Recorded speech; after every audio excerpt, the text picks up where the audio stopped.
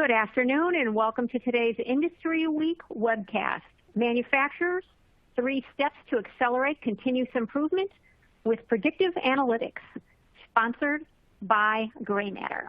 My name is Jill Jusko and I am Associate Content Director with Industry Week. And before we begin, I'd like to explain how you can participate in today's presentation. First, if at any time you are having audio difficulties or your slides aren't advancing, simply hit your F5 key to refresh your webcast console. If you have any technical difficulties during today's presentation, please press the Help button to receive assistance in solving common issues. This webinar technology allows you to resize the presentation by clicking the Maximize icon or by dragging the lower right corner to enlarge the window. And we welcome your questions during today's event. To submit your questions to today's presenter, simply type your question into the Q&A window on the left side of your screen and then hit the Submit button. We will be addressing as many questions as possible during the Q&A session that follows the main presentation. But please feel free, and in fact, we encourage you to send in your questions at any time as they occur to you, and we will add them to the queue. Please also be aware that today's session is being recorded and it will be available on the Industry Week website within the next week for you to review, and you will be notified by email when that archive is available. On your console, the GrayMatter logo is hot linked. If you'd like to visit their website during the webcast, you can simply click on the logo and a new window will open. This will not take you out of the webinar. Now, I'd like to take a moment to introduce and welcome today's speaker. He is Carson Drake. Carson is the Senior Vice President and co-founder of GrayMatter. Carson has worked for more than 30 years to solve complex business and manufacturing challenges in thousands of plants across North America. After graduating from Fairmont State University, Carson gained valuable plant floor knowledge in the manufacturing marketplace, working at Modicon with PLC, motion, and HMI technologies in U.S. assembly plants, packaging plants, and in a variety of other industries. In 1991, he co-founded GrayMatter and began leading the plant's manufacturing and digital transformation teams. Carson now heads GrayMatter's Advanced Industrial Analytics practice, which works with major industrial organizations operating in the manufacturing, CPG, food and beverage, and water, wastewater industries. And with that, Carson, welcome, and the floor is yours. Thanks, Jill. Thanks for the welcome. And thanks, everybody, for taking an hour or so to spend with us today. And hopefully you'll get something out of this. I'm going to kind of share some experiences with you and philosophies and stuff in this predictive analytics space. Before I do that, I'll just kind of set the stage with, in my bio there, talk a little bit about my experience. I started off down in the controls layers, so putting in PLCs and historians and batching systems and SCADA systems, and we've started the first 10 years of our existence doing those sort of things. Over here on the left-hand side, you see the Purdue, now the ISA 95 model, describing the levels of automation in manufacturing plants and utilities. In the 2000s, we went up to level 3, where we were putting in performance management systems, now Industry 4.0, things like downtime and OEE and quality and manufacturing execution, track and trace and maintenance management systems, those kind of things. And then in that space, we had to connect to ERP systems, so SAP and Oracle and the like.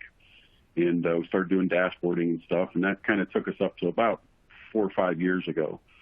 What we're going to talk about today is this top level, and talking about taking advantage of this data in doing advanced industrial analytics and predictive applications. So really, this is the next frontier in automation.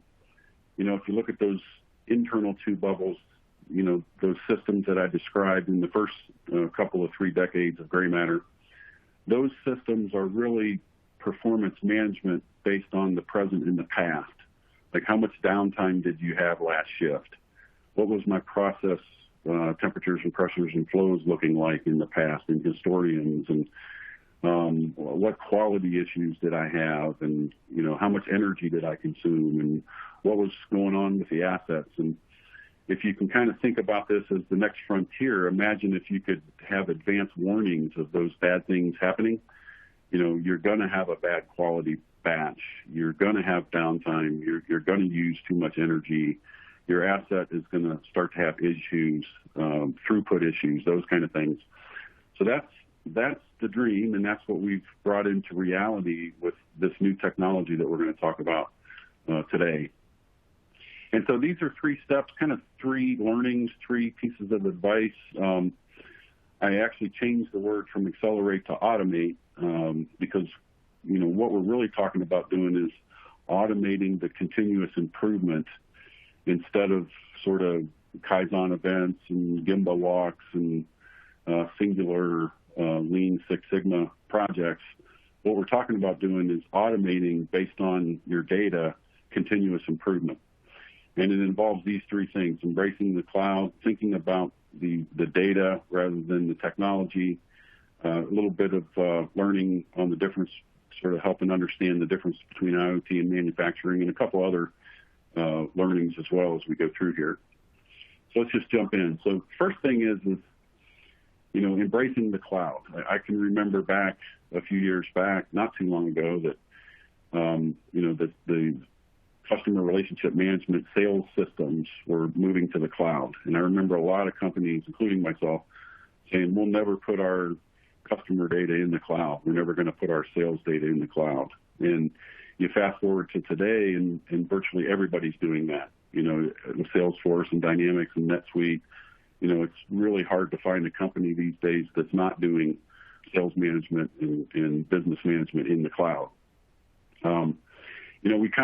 We kind of hurt ourselves to some regards here in this predictive analytics and industrial analytics space, because we use these words that aren't necessarily all that comfortable. Like artificial intelligence. Is it real? Is it artificial? Like, what is that? And machine learning. It's kind of like the Terminator. Are the machines becoming self-aware? And what's that all about? And it's not really machine learning. It's learning from the machines, from the data. The machines are producing the information that we learn from. It's not the machine that's learning. And then there's a lot of buzz in this space. There's literally hundreds of companies, lots of big words like prognostics and prescriptive and that kind of thing. And so my advice there is just sort of don't get too bogged down with the scary words. What we're really talking about is new data analysis techniques. Old techniques were SPC, for example. Machine learning are just new mathematical algorithms. So don't get too worried about that.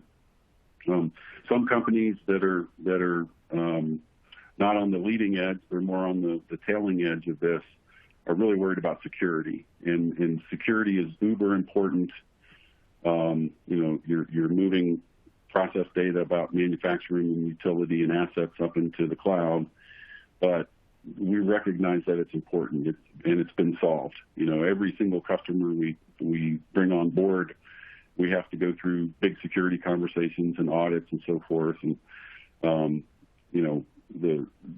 this can be hosted in the public cloud. It can be hosted in your instance of a private cloud. If you have ITAR and other security requirements, we can go into the .gov cloud. It's been solved, and we can definitely get through that. The real question is, why the cloud? And what is the cloud? Well, in its simplistic terms, the cloud is just a data center hosted by Microsoft or Amazon. Instead of you having to stand up environmental controlled rooms with racks of servers, you let Microsoft or Amazon do it. And I'm oversimplifying there, but in its simplistic way, that's really what it is. It's a data center hosted by Microsoft and Amazon that you put applications on. the beauty of it is it has infinite capacity, infinite memory, infinite processors, infinite compute ability. It can elastically expand and contract based on how much compute you need, how much memory you need. And this is where you're really getting a data center as a service when you go to the cloud. And this is where software as a service happens. Rather than putting all this infrastructure down in your plants, move that infrastructure up into the cloud and provide industrial analytics as a service, as opposed to on-prem systems, heavy on-prem systems. And it's where the advanced mathematics are done. Some of the math is intensive, and you really have infinite compute ability up in the cloud to manage these algorithms, if you will. So that's my first piece of advice: is embrace the cloud. And then second thing is, don't get too deep into the cloud. What we're going to talk about today is industrial analytics, and you could build this yourself. There's no question you could. A lot of people try, a lot of people can't, but some people can. And this is a screenshot of the Microsoft Azure Cloud Data Analytics Platform. And my point of bringing this up is not to disparage this. This is great technology, but it's also very complicated. If you start from the left, you've got, inputs for data that you go into these various stages across the top there, ingest and store and prep and so forth. And, if you just sort of think about these boxes, on the left-hand side, it's not just files and databases. In manufacturing and utilities, we have a lot of very particular data sources. We have quality management systems. We have industrial historians like OSI Pi and GE's historian and AspenTech. And we have complicated control systems, PLCs, distributed control systems, maintenance management systems like Maximo and ServiceMax and so forth. Performance management systems like OEE, tracking and tracking, MES systems, SCADA systems, lots of databases. It's complicated in our world, in the industrial manufacturing space. And when you connect to those data sources and start to go through the various building blocks of, in this case, Microsoft Azure, there's a lot of pieces parts. You go into the ingest phase, you've got the data factory, which is, ETLs, moving databases around. You go into the store phase, you've got the Azure Data Lake that has to be managed and understood. There's the blob store, there's curated data sets. You go into the prep phase for getting the data ready for modeling, and you've got Databricks and Apache Spark jobs and, more ETLs and a database sitting there. You go into the modeling phase, Databricks, R programming, Python programming, Scala, things like that. If you want to start to move data out, you have a Cosmos database and moving things to the web. And you go into the third phase, and you've got machine learning services like Synapse and Azure Analytics Services. And if you get there, you finally get to a prediction. And what this doesn't say is, what do you do with the prediction? How do you bring it back to the plant floor and operationalize it? And so if you just kind of look at all these pieces, there's a lot of different disciplines. There's a lot of different certifications. There's just flat out a lot of boxes, right? And so, some people try to do this, and we sort of encounter customers at various levels. We're almost never the first try. And so a lot of times we'll catch a customer in flight in the middle of this build journey, and we'll sort of intercept them and accelerate them and so forth. Same thing with Amazon. This is the Amazon picture. I won't go through all these things, but the point is not disparaging the stack. The technology stack is awesome. But the answer is in your data. When you're trying to solve industrial analytics problems, it's less about the technology stack. It's more about your data and how do you get to it quickly and get an answer quickly. the technology stack is really a means to the end. It's not the end all be all. And it's really for software developers. So, the challenge that I have for you folks is, it's a classic build versus buy. You could build it, but, you have to ask yourself, are you a manufacturer or a utility, or are you a software development company? And then the second thing is, in this space, you really want to get to an answer in a week, not months and quarters and years of building software. You want to solve a quality problem, and you want to get there quick, a week or two. You can't spend months and quarters and years getting there, because you're burning a lot of, cost in quality and throughput and energy and asset performance. So just food for thought there. This technology we're going to talk about today is based on Azure. It was built with that stack that we looked at. It was awesome. Technology is called TwinThread. And our team, our GrayMatter team, which includes TwinThread and Azure, is only focused on industrial applications, manufacturing and utility applications, solely focused on that. And having been there for 30 years, we know processes, we know automation, we know the data sources that I mentioned earlier. And so we're not trying to be all-encompassing analytics, business and consumer and, credit cards and stuff like that. We're down looking at furnaces and mixing tanks and boilers and turbines and, stuff that we know. And so this system connects to all those different data sources natively. And literally in 15 minutes, we've got data from those data sources in the cloud. So it's not, data wrangling and file wrangling and stuff that we saw earlier. It's native agent connectors to these data sources, anything that you can name.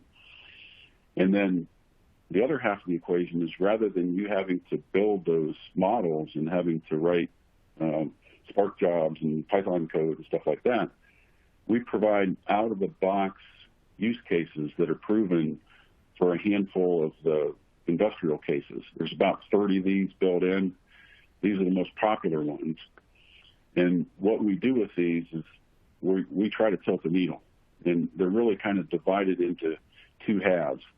Excuse me.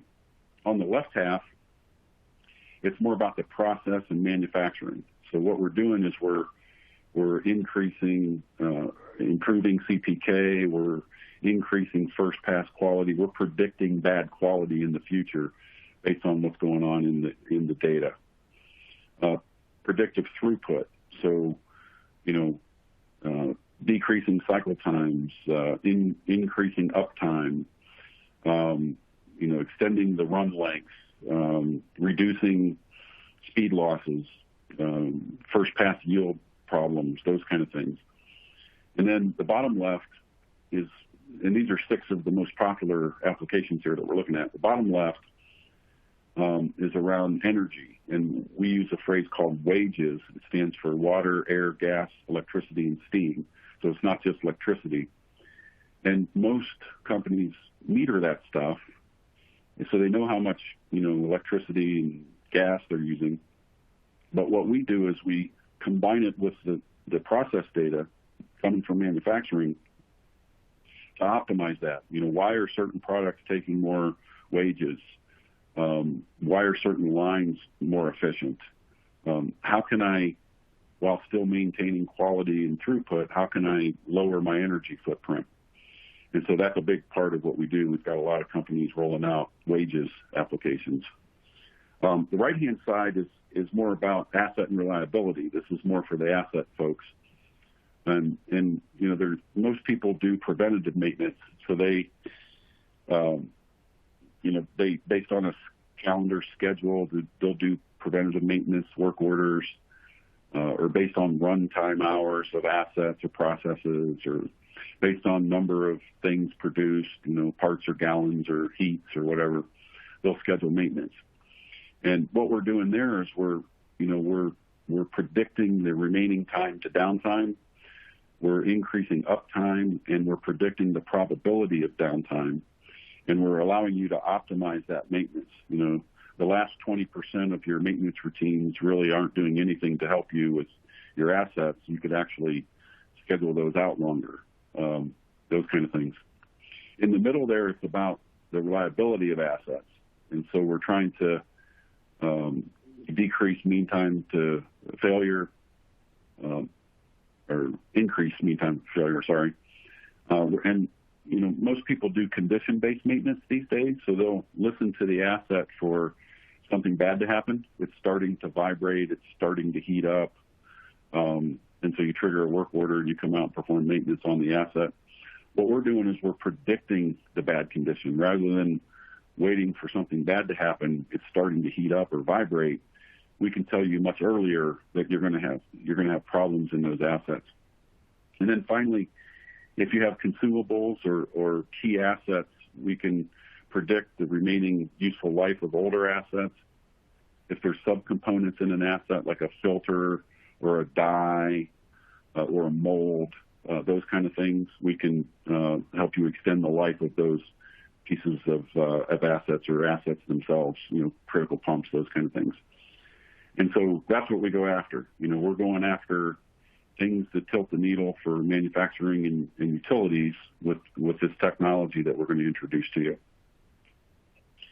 I didn't know where to put this, but I stuck it here. And this is, one of the data sources that we can grab is not just historians and DCSs and maintenance management systems and databases and stuff. We can also bring in smart sensors. Back in the early vibration days, you went around and did samples once a month, and the vibration company would deliver you reports over the web. And then they started putting sensors in, and they kind of held their data closely to continue to provide that as a service. What we've seen in the last couple of years is smart sensors that are open, so you can literally go out, get your own vibration sensors, current sensors, temperature sensors, those kind of things, and send them to the cloud, over the internet or over cellular. MQTT is a protocol that's quite often used to send data. And we see this more in the asset reliability space, sort of bypassing the production systems and instrumenting very quickly, like with a magnet or epoxy, vibration and current sensors to look at key assets to start to detect problems earlier without having to go through the full automation to get there.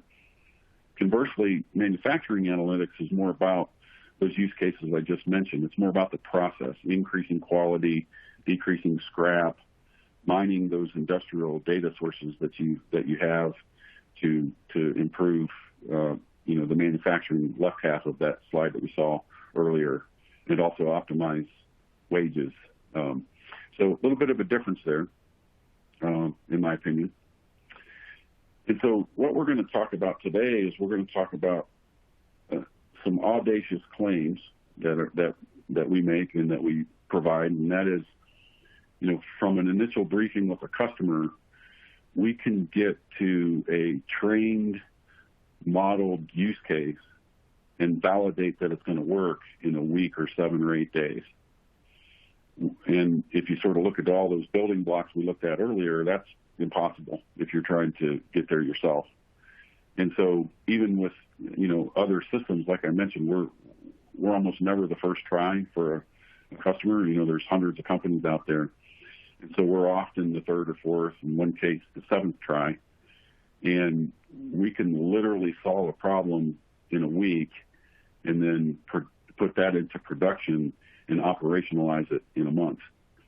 And so think about your key problems that you're trying to solve, knowing that it's solvable in a week and having it solved in 4 weeks, 6 weeks, and actually tilting the needle on reducing scrap or increasing throughput or energy or whatnot.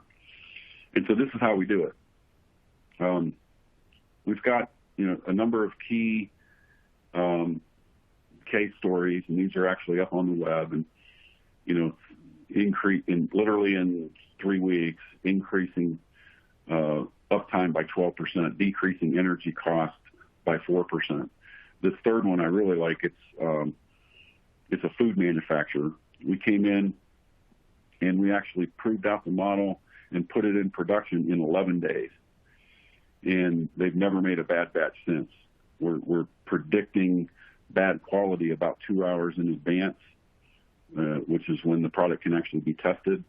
And after 11 days, they've never made a bad batch since, and they're rolling out across dozens of lines across a bunch of plants. And so that's what we like to do.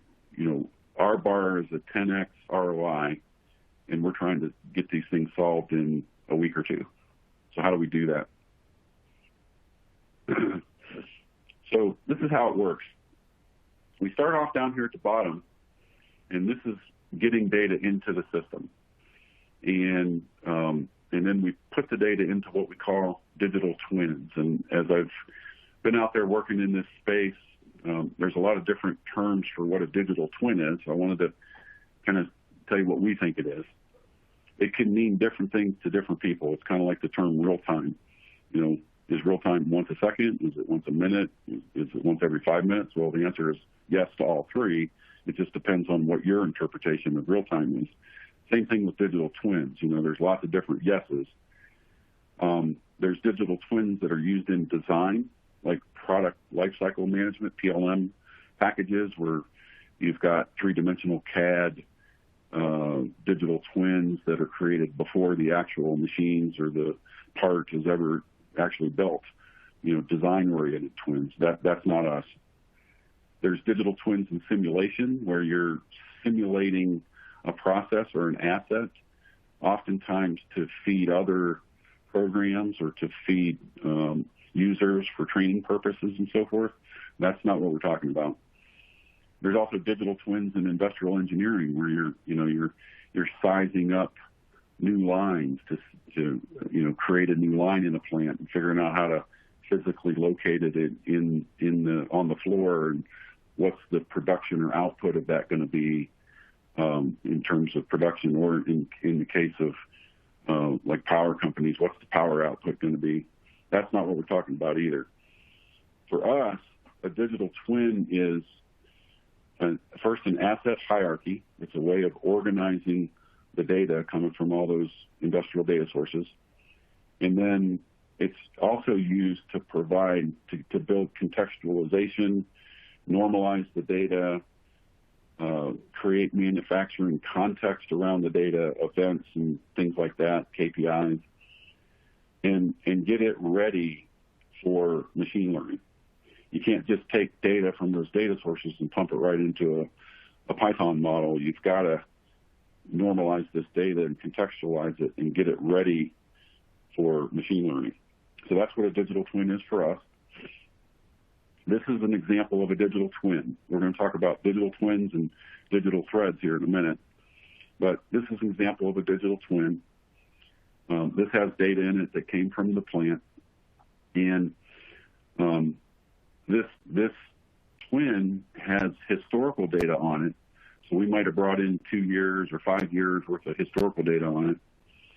And then it also has real-time data flowing through it. So we're going to use the historical data to learn, and then we're going to use the real-time data to predict based on what we learned. So this is set up in a global hierarchy. And then over here on the right, I want you to notice there's threads and there's models down in the right-hand corner. We're going to get to those here in a minute, but I want to point them out now.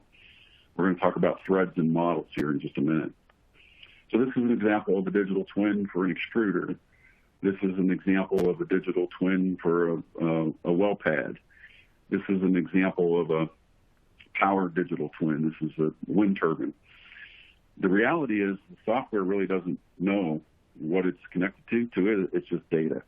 It's the screens and the charts and stuff that sort of give it the personality of a twin. But the reality is the software just looks at data and performs analytics on it, predicts stuff. And so there's all kinds of examples of twins. There's, furnaces, CNC machines, filling lines, chillers, boilers, packaging lines, all kinds of different stuff. Just imagine your equipment. And so what we're going to do is we're going to take a little journey from your data into a twin, and then we're going to get to some machine learning, and then we'll wrap up. So it starts off with those industrial data agents, those connectors. And so we provide out-of-the-box industrial machine learning, predictive analytics, industrial analytic connectors. And literally it takes us 15 minutes to connect up to an industrial data source and have the data in the cloud. If it's a database that we haven't seen before, it's an hour to connect and get data moving. But if it's a industrial data source, like a historian, like a PLC, if you look in the list here, you'll see all kinds of different data sources, right? You'll see historians like OSI Pi, the GE historian, Aspen Tech, those kind of things, Ignition, Wonderware. You'll see SCADA packages like Rockwell, Wonderware, Ignition, i6, Iconics, and so forth. You'll see both real-time and historical OPC. So this gets us into PLCs and DCSs and proprietary historians like Delta V, maintenance management systems, Maximo, ServiceMax, SAP, CNC protocols through MT Connect, all kinds of stuff, right? And so to us, this is where we've lived for the last 30 years. We know all these different kind of systems, and the agent connects to these systems in minutes, and then we can browse them and bring the data that we want up into our digital twin. So this is an example of, like, literally 20 minutes later, we've got data coming from those industrial data sources into a twin. So here they are. Now we're up in the cloud. And I see little thumbnails of them, whether they're increasing or decreasing, and, what are the values, and I can drill into these and interrogate them and stuff like that. And then what we're going to do is we're going to start working with this data. And again, it's historical, several years maybe, plus new data coming through this twin. And then what we're going to do is first we're going to do some visualization. This isn't predictive analytics yet, but oftentimes, almost all the time, we're connected to multiple data sources. So we're not trying to replace the trends for your historian. We're not trying to replace the trends in your SCADA. What we're doing is we're bringing all the disparate data from different data sources into the same visualization. And so here in this screen, we're looking at the blue line is meter data coming from an energy meter. We've got temperatures, pressures, flows from the historian. We've got downtime events in the background from an OEE system. We're talking to a batching system. This is a batching screen, so we're looking at different phases of a batch. We're mixing some stuff, product change events, and a lot of times this is an epiphany for a customer. It's the first time that they've seen all the different data associated with a process or an asset together for the first time.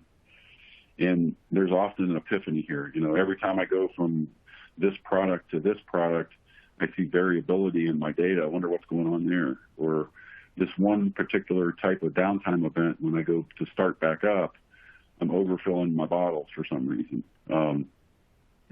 Taking a long time to recover from certain events and those kind of things.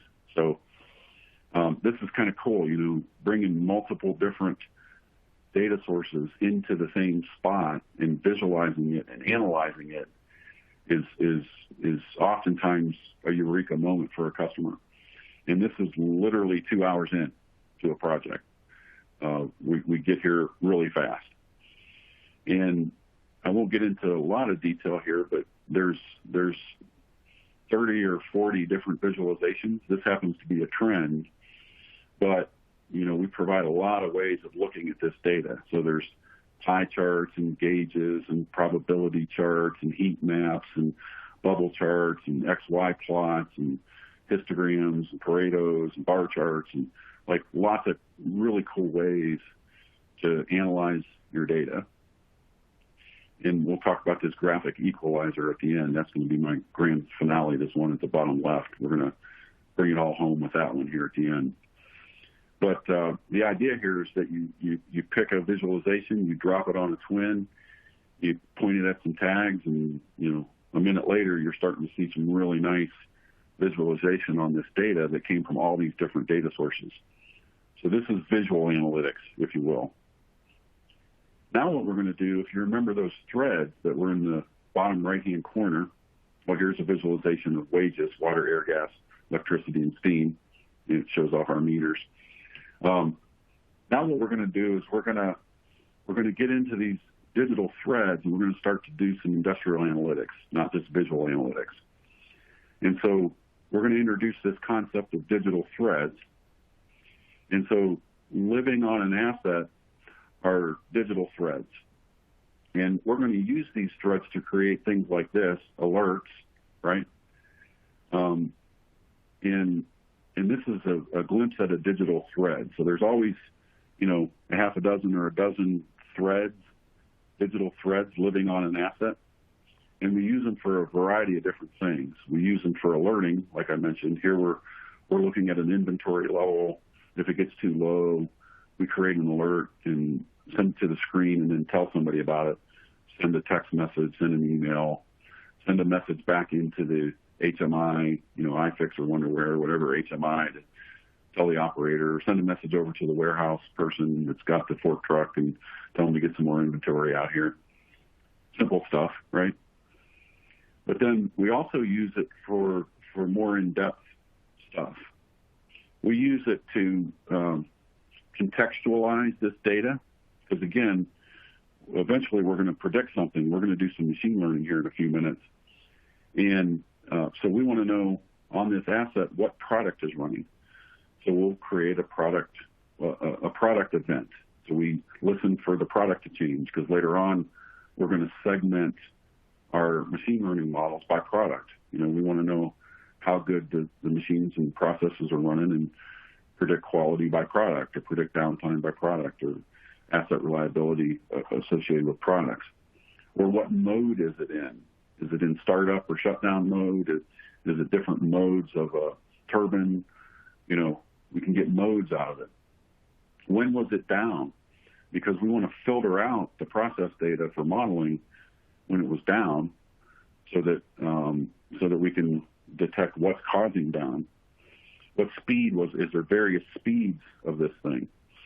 And so we use it for alerting, but we also use it to normalize and organize this data and create events.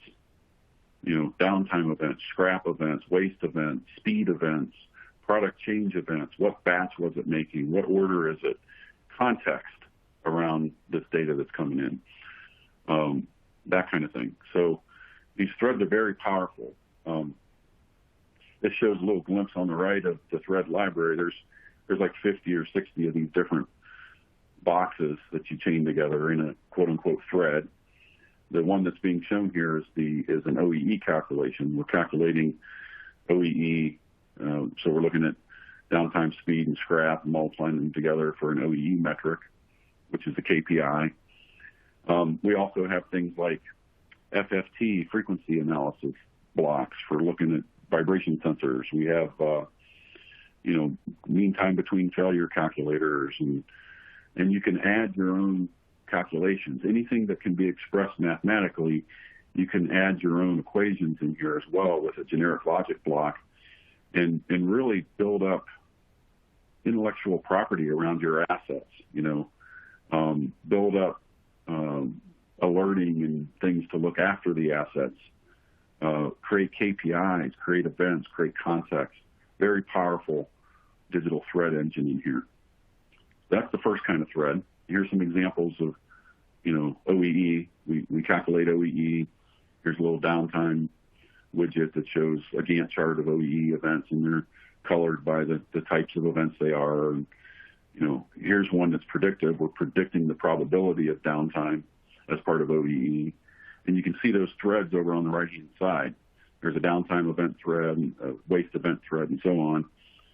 We're creating product states based on a thread, and then we've got an OEE equation to multiply them together and get this cool dashboard. So a bunch of different things around threads. Now what we're going to do, if you look at the bottom right-hand corner, is we're going to get into some more advanced stuff. We're going to get into machine learning. we're at like day 4 of a project. We're gonna train some machine learning models and start predicting stuff. And so the first kind of prediction is listening to the asset for something bad to happen. And so we're not actually using machine learning yet, but this is a very powerful model. It's anomaly detection. So, when you look at an asset that doesn't go down very often, you can't predict downtime if there's not enough occurrences of down to train a model. But what you can do is don't wait for it to start to oscillate or heat up, vibrate. Let's look at the data for anomalies to get you out ahead of that. So this anomaly detection model is used a lot in asset performance to give you more advanced notice of a key asset that's going to have problems in the future. So this is an example of a screen. You have low, medium, and high anomaly alerts. One of these would turn to a 1, and you drill in, you get an alert, and you'd see an anomaly. So over here on the left hand, through training the anomaly alert model, I've learned what the good operating EKG of this parameter is, if you will, like your heart. And so it's got an upper and lower band of good. And when things are starting to get outside of good, then we tell people about it. So this thing just barely spiked up a temperature. That's an anomaly. Let's alert somebody to it. And if you start to see that happen regularly, you know that, a month from now, the bearings are really going to start to heat up and you're going to have a problem with that pump. So anomaly detection is sort of the first step, towards getting into the more advanced things. So I just wanted to mention that. Now what I want to do is get into machine learning. This is the fun stuff, right? This is the stuff that's really hard if you're trying to do it from scratch or do it yourself with the tool set. We make this easy. The way we make this easy is we give you out-of-the-box industrial use cases, tried and true proven use cases, and you literally drop them on a twin. And I know what tags the twins are wired up to because I did that in the first 20 minutes of a project.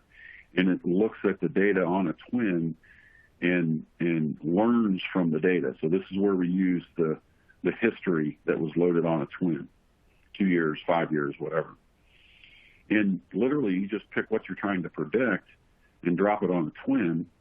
Let's say and you can see in here there's predict quality, there's optimize parameters, there's golden batch, there's predict downtime events, there's energy optimization, there's asset life, asset reliability. There's like 30 of them. But, let's pick a popular one. Let's predict events. So I'm gonna predict an event. And so what comes up now, instead of those digital threads, those logic and state threads and context and KPI threads, this is a machine learning thread. This is a data science thread. And basically what happens here is we're automating the steps that we saw earlier on that first tech stack slide, inputting, ingesting, storing, prepping, modeling. This whole process is right here in this thread. And it starts off with this first half, which is automating the steps for getting data ready for machine learning. So the bottom left-hand corner there of this first part is getting property data. These are your temperatures, pressures, flows, process historians, stuff coming from the control systems. The upper left there is states. So these are things that we're going to use to segment the modeling by. What product was running? That's a state. Was it down? Let's filter that out. What are the quality tests? What are the maintenance work orders? All that contextualization that we did earlier, either coming from the data source or being created in those digital threads.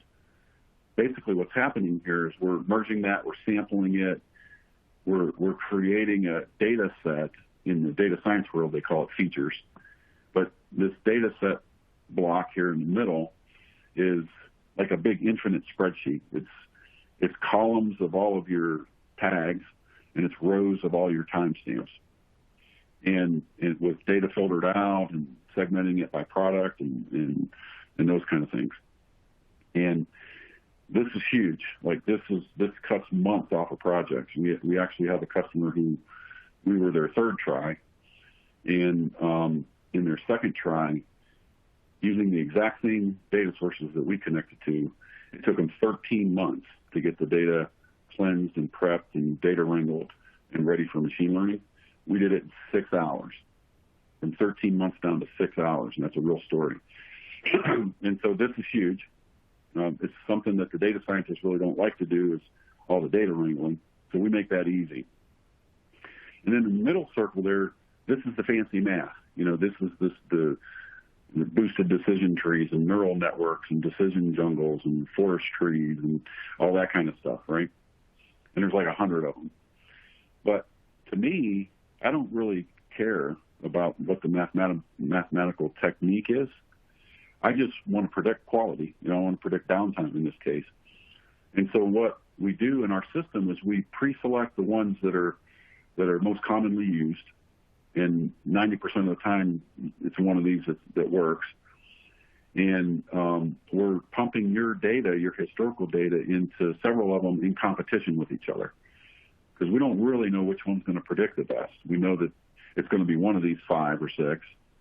And it's really the combination of your process variability and your data sources and the mathematical technique that decides that it's going to be the neural network today that predicts the best. And so we let these things compete with each other, and then one of them's going to win. One of them's going to predict downtime the best based on the historical reality that's in your historical data. I mean, it happened. And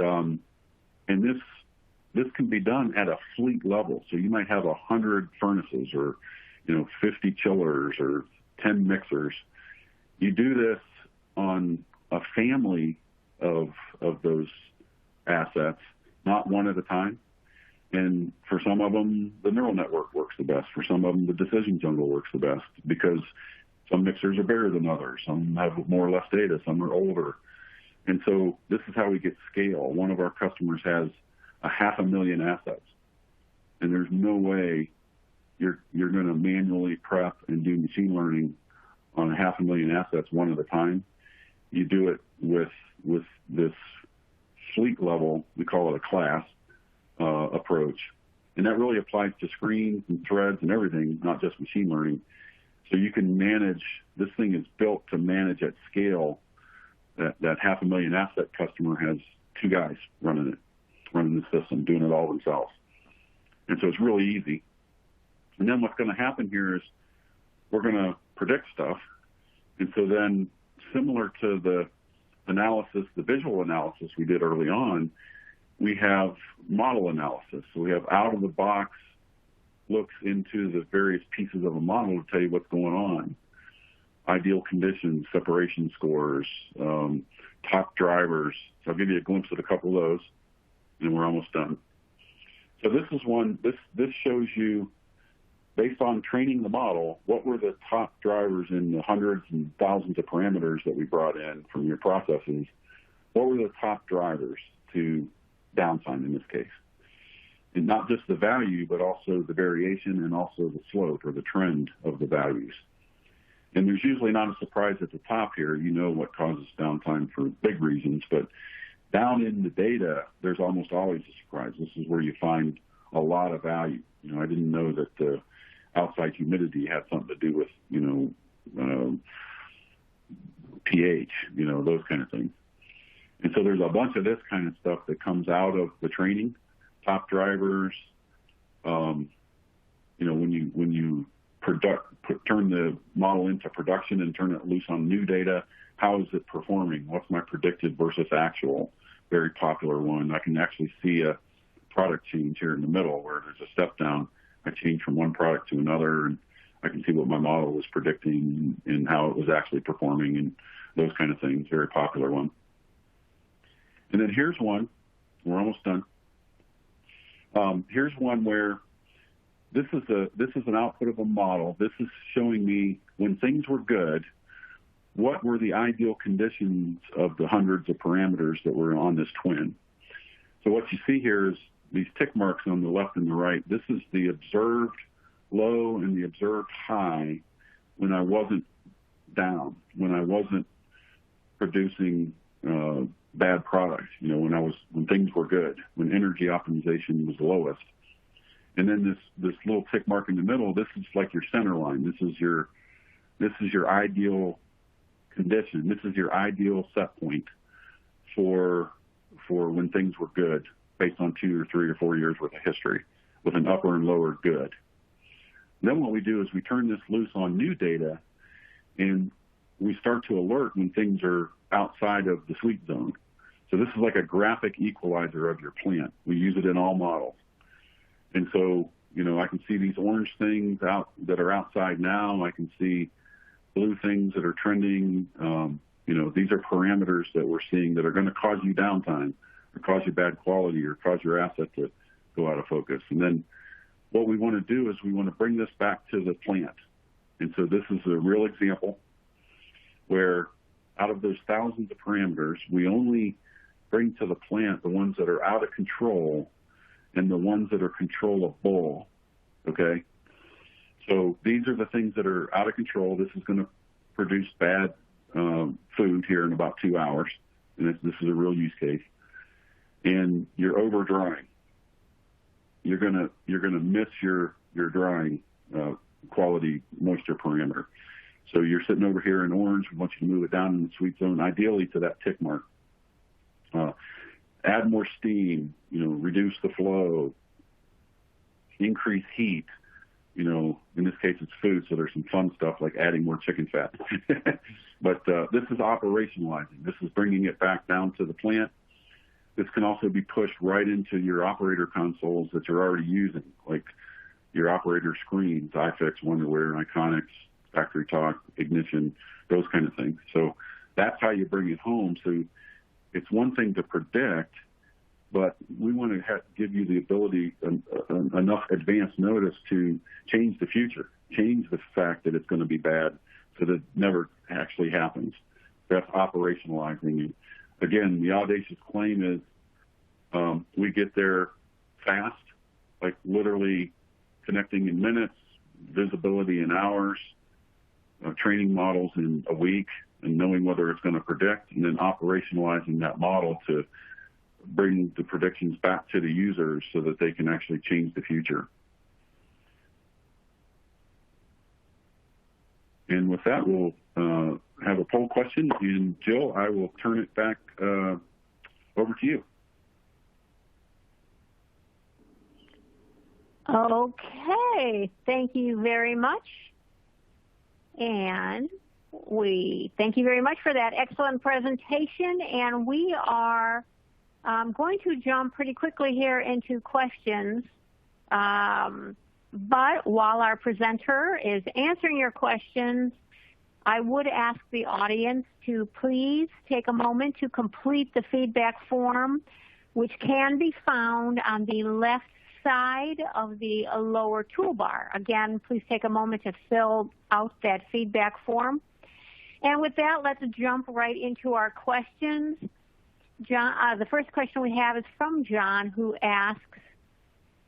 says and then asks, we have many plants with similar processes and equipment. Do you have a means of intra-site data sharing?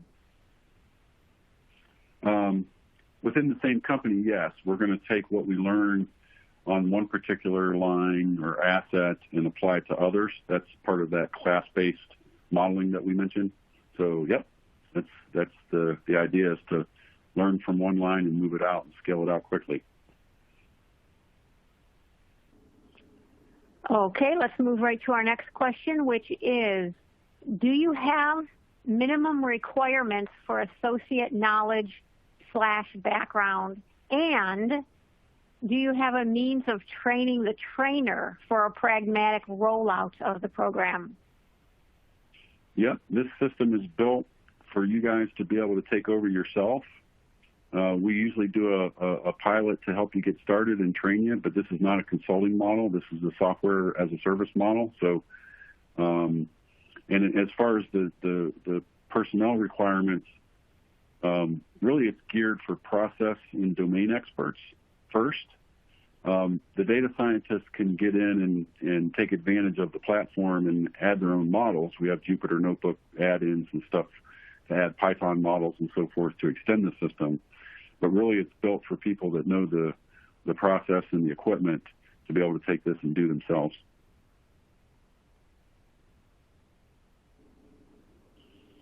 Okay, our next question is, are you seeing examples of companies comparing performance metrics from different facilities to each other? Yeah. That's sort of the concept of the fleet, having the ability to do plant-to-plant, line-to-line comparisons. We see that a lot. Making decisions about where to introduce new products or trying to figure out why certain plants use more energy than others and so forth. We have a lot of multi-plant companies looking at this holistically. And our next question comes from Will, who asks, who will own the data? You own your data at all times, and it's segmented from other companies. One company doesn't share data with another, and the subscription can be turned off at any time, and the data is the insights are returned to you, and then the instance is destroyed if need be. We've never had anybody do that, but you own your data.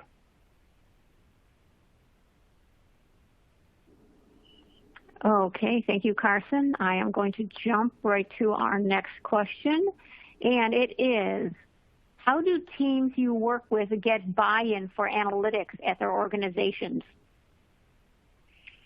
Great question. I think it really comes down to one of the very first slides where what does 1% of energy equal? What does 10% downtime reduction equal?